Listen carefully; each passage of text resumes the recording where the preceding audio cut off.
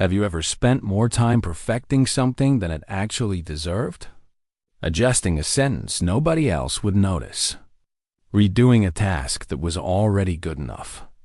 Staying on one detail while everything else waited. And somewhere in the back of your mind, you knew it was excessive. But you could not stop.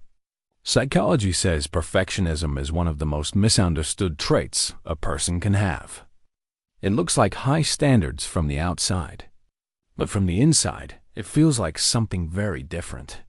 Let's talk about the real psychology of perfectionism. Number 1.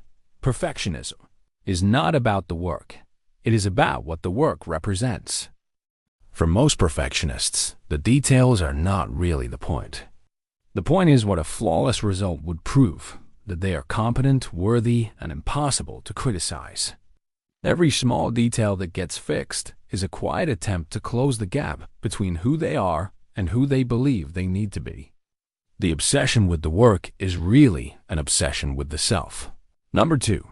It usually starts with early criticism or conditional approval.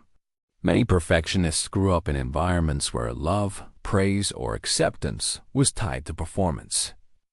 Getting things right meant being safe. Making mistakes meant consequences, emotional withdrawal, disappointment, or ridicule. The brain learned early that flawlessness was not a preference.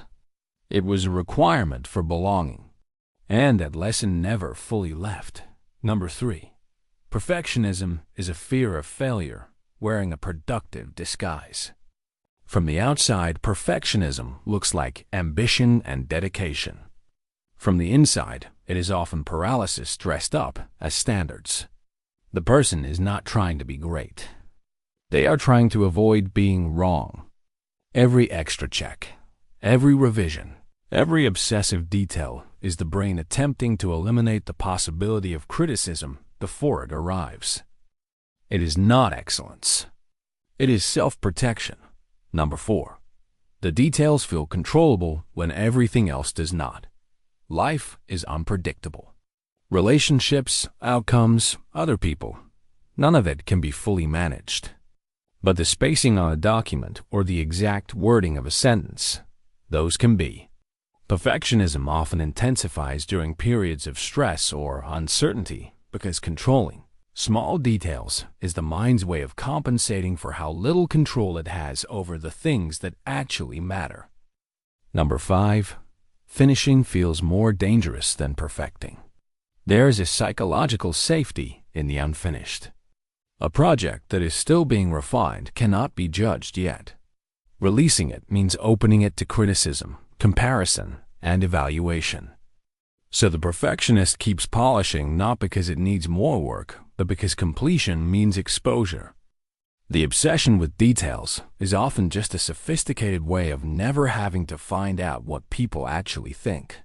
So if you are someone who cannot let things go until they are exactly right, understand that the standard you are chasing was never really about quality. It was about safety, about being enough, about closing a gap that was created long before this project existed. The work does not need to be perfect. It needs to be done. And the version of you that releases imperfect things into the world is not failing.